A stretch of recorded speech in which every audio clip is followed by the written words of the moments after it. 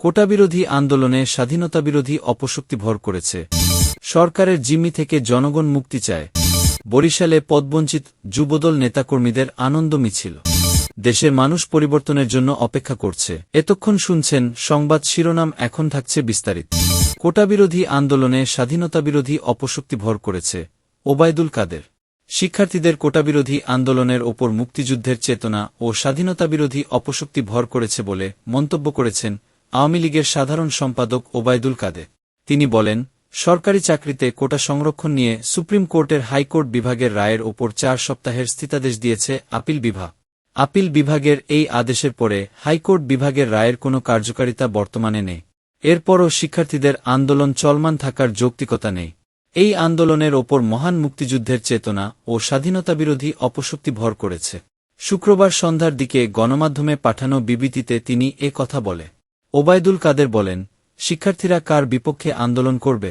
Supreme কোর্টের appeal বিভাগের আদেশ তো তাদের পক্ষেই আছে। এরপরে আন্দোলন চলমান থাকা প্রমাণ করে রাজনৈতিক উদ্দেশ্য হাসিলের জন্য কোনো গোষ্ঠী বা মহল এই আন্দোলনকে উস্কানি দিচ্ছে। শিক্ষার্থীরা এই আন্দোলন চলমান রাখলে সাধারণ জনগণের ভোগান্তি বাড়ছে, জনদুর্ভোগ সৃষ্টি হচ্ছে। জনগণ এই আন্দোলনের কাছে জিম্মি হয়ে পড়লে তরুণ শিক্ষার্থীদের ওপর তারা আস্থাহীন হয়ে পড়বে। একটি চিহ্নিত রাজনৈতিক মহল শিক্ষার্থী ও জনগণের মধ্যে দ্বন্দ্ব সৃষ্টি করে ফায়দা লোটার অপচেষ্টা করছে উল্লেখ করে তিনি বলেন, আমরা বিশ্বাস করি না কোমলমতি সকল শিক্ষার্থী দেশের সর্বোচ্চ আদালতের নির্দেশনাকে উপেক্ষা করতে চায়। শুধু যারা রাজনৈতিকভাবে উদ্দেশ্যপ্রণোদিত তারাই আদালতের নির্দেশনাকে উপেক্ষা করে শক্তি প্রদর্শনের চেষ্টা করছে। বিবৃতিতে ওবায়দুল কাদের বলেন, যে কোনো আন্দোলন হলেই বিএনপি জামায়াত ও তাদের দোসররা সেটাকে হাতিয়ার করে ক্ষমতায় যাওয়ার দুঃস্বপ্নে বিভোর হয়ে পড়ে। এখন তারা কোটা আন্দোলনের ওপর ভর করার অপচেষ্টা চালাচ্ছে, কারণ তাদের ওপর জনগণের কোনো আস্থা নেই। তারা যখন ক্ষমতায় ছিল দুর্নীতি, লুটপাট, সন্ত্রাস ও উগ্রজঙ্গিবাদের মাধ্যমে বাংলাদেশকে একটি ব্যর্থ রাষ্ট্রে পরিণত করেছে।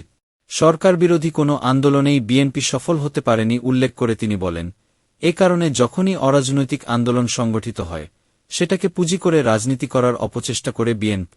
ওবায়দুল কাদের আন্দোলনরত শিক্ষার্থীদের শিক্ষা প্রতিষ্ঠানে ফিরে যাওয়ার অনুরোধ জানিয়ে বলেন, আপনারা কারও রাজনৈতিক হাতিয়ার হিসেবে অপব্যবহারের শিকার হবেন না। চূড়ান্ত শুনানিতে আন্দোলনকারীদের পক্ষের আইনজীবীর আরও যুক্তিতর্ক উপস্থাপনের সুযোগ রয়েছে। দেশের সর্বোচ্চ আদালত চূড়ান্ত শুনানির মাধ্যমে এ বিষয়ে নিষ্পত্তি করবে। আদালত আন্দোলনরত শিক্ষার্থীদের অসন্তোষের বিষয়সমূহ চূড়ান্ত শুনানিকালে আমলে নিয়ে বাস্তবসম্মত চূড়ান্ত রায় প্রদান করবেন এবং বিষয়টির নিষ্পত্তি হবে। আমরা আন্দোলনকারীদেরকে ধৈর্য ধারণ করার জন্য আহ্বান জানাচ্ছি। সেই সঙ্গে মানুষের দুর্ভোগ সৃষ্টি হতে পারে, এ ধরনের সকল কর্মসূচি পরিহার করে আদালতের নির্দেশনা অনুযায়ী যার যার শিক্ষা প্রতিষ্ঠানে ফিরে যাওয়ার পুনরায় অনুরোধ জানাচ্ছি। সরকারের জিম্মি থেকে জনগণ মুক্তি চায়, রাশেদ প্রধান। ক্ষমতাসীন আওয়ামী লীগ সরকারের জিম্মি থেকে দেশ ও জনগণ মুক্তি চায় বলে মন্তব্য করেছেন 12 দলীয় জোটভুক্ত জাতীয় গণতান্ত্রিক পার্টির জাগপা সহসভাপতি ও দলীয় মুখপাত্র রাশেদ প্রধান। শুক্রবার বিকেলে রাজধানীর পুরানা পল্টনের শফিউল আলম প্রধান মিলনায়তনে যুব জাগপা আয়োজিত এক আলোচনা সভায় প্রধান অতিথির বক্তব্যে তিনি এ মন্তব্য করে। রাশেদ প্রধান বলেন, আওয়ামী লীগ সরকারের বেপরোয়া দুর্নীতি, অর্থপাচার ও লাগামহীন মিথ্যাচার এবং অগণতান্ত্রিক শাসন ব্যবস্থার কারণে বিশ্বের কাছে বাংলাদেশের ভাবমূর্তি ক্ষুণ্ণ হচ্ছে। প্রধানমন্ত্রী শেখ হাসিনা চীনের কাছে $500 কোটি ইউন চেয়েছিলেন, না পেয়ে সফর সংক্ষিপ্ত করে তাকে শূন্য হাতে ফিরতে হয়েছে। সরকারি চাকরিতে কোটা পদ্ধতি বাতিলের দাবিতে শিক্ষার্থীদের চলমান আন্দোলনের প্রতি পূর্ণ সমর্থন জানিয়ে তিনি বলেন, কোটা পদ্ধতি সংস্কারের মাধ্যমে মেধাভিত্তিক চাকরি নিশ্চিত করতে হবে। কোটা পদ্ধতির কারণে শিক্ষার্থীদের ওপর যেন রাষ্ট্রীয় বৈষম্য সৃষ্টি করা না হয়, সেজন্য শিক্ষার্থীদের চলমান দাবি মেনে নিই। 56% অগ্রাধিকার কোটার নামে আওয়ামী কোটা পদ্ধতির কারণেই এমপি মন্ত্রীরা দুর্নীতিগ্রস্ত এবং মেধাবীরা চাকরি থেকে বঞ্চিত। তিনি বলেন, দেশে বর্তমানে মানুষের আয়ের চেয়ে ব্যয় 7 গুণ বেড়েছে। নিত্যপ্রয়োজনীয় জিনিসপত্রের দাম এখন আকাশচুম্বী। এতে কর্মহীন মানুষের পরিবারে চলছে নীরব আর্তনা। জনজীবনে নাভিশ্বাস দেখা দিয়েছে, অথচ সেদিকে দৃষ্টি না দিয়ে ক্ষমতাসীনরা ব্যস্ত দুর্নীতি ও লুটপাট।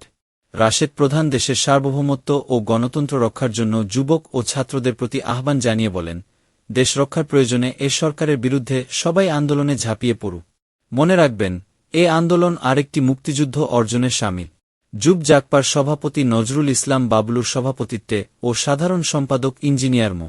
সিরাজুল ইসলামের পরিচালনায় এতে আরও বক্তব্য দেন জাগপার এ অংশের সাধারণ সম্পাদক ইকবাল হোসেন, প্রেসিডিয়াম সদস্য আসাদুর রহমান খান, সহসাংগঠনিক সম্পাদক আসাদুজ্জামান বাবুল, জাগপা ছাত্রলীগের সভাপতি আব্দুর রহমান ফারুকী, যুব জাগপার সহসভাপতি মাহিদুর রহমান বাবলা, মো.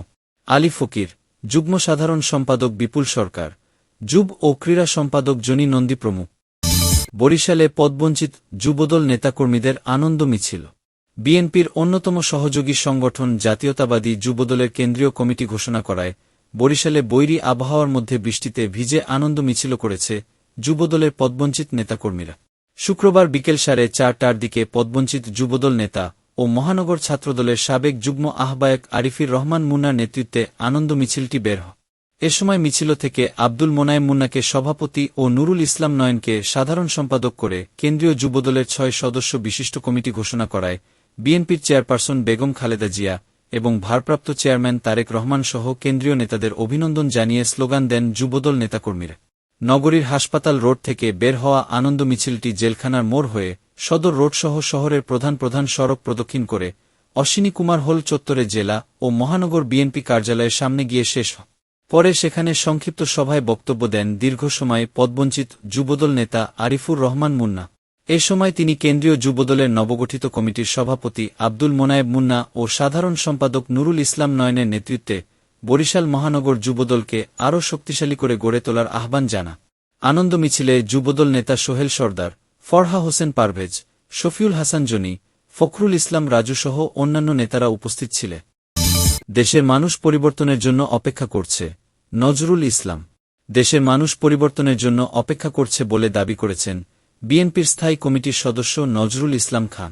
তিনি বলেন, এই পরিবর্তনের জন্য খুব শিগগিরই কর্মসূচি আসছে। দেশটাকে রক্ষা করার জন্য আমাদের ঐক্যবদ্ধভাবে লড়াইটা চালিয়ে যেতে হবে। গতকাল শুক্রবার রাতে রাজধানীর গুলশানে বিএনপি চেয়ারপারসনের রাজনৈতিক কার্যালয়ে যুগপৎ আন্দোলনের শরিক কয়েকটি রাজনৈতিক দল ও জোটের সঙ্গে বৈঠকের পর আয়োজিত সংবাদ সম্মেলনে এসব কথা বলেন নজরুল ইসলাম খান। বিএনপি নেতা নজরুল ইসলাম খান বলেন, এই দেশটাকে নিঃশেষ করে ফেলা হচ্ছে।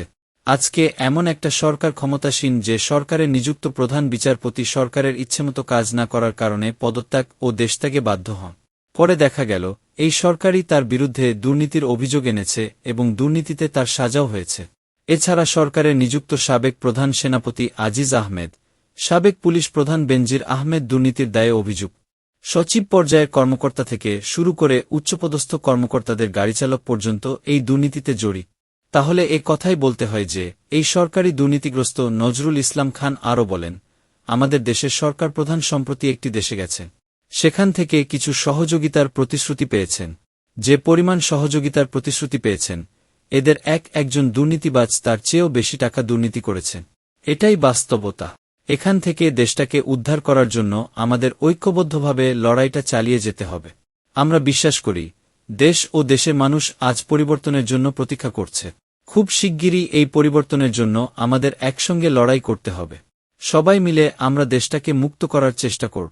সংবাদ সম্মেলনে জাতীয়তাবাদী সমমনা জোটের সমন্বয়ক ও এনপিপির চেয়ারম্যান ড ফরিদুজ্জামান ফরহাদ বলেন, আগামীতে আন্দোলন কিভাবে কঠিন থেকে কঠিনতর করা যায়, বৈঠকে সেটা নিয়ে আলোচনা হয়েছে। আশা করি বিএনপি সবার সঙ্গে আলোচনা করে খুব তাড়াতাড়ি কর্মসূচি ঘোষণা করবে। এই সময় লেবার পার্টির চেয়ারম্যান মোস্তাফিজুর রহমান ইরানও বক্তব্য দেয়। এর আগে গুলশানে বিএনপি চেয়ারপারসনের রাজনৈতিক কার্যালয়ে সন্ধ্যা 6টা থেকে রাত 9:15 পর্যন্ত লেবার পার্টি, জাতীয়তাবাদী সমমনা জোট ও এলডিপির নেতাদের সঙ্গে বিএনপির লিয়াজো কমিটির নেতাদের পৃথক বৈঠক। বৈঠকে চলমান যুগপৎ আন্দোলনের কর্মসূচি কিভাবে জোরদার করা যায় তা নিয়ে আলোচনা হয়েছে বলে জানা গেছে। বৈঠকে নজরুল ইসলাম ছাড়াও বিএনপির স্থায়ী কমিটির সদস্য সেলিমা রহমান, ভাইস চেয়ারম্যান মোহাম্মদ শাহজাহান ও আব্দুল আওয়াল মিন্টু ছিলেন।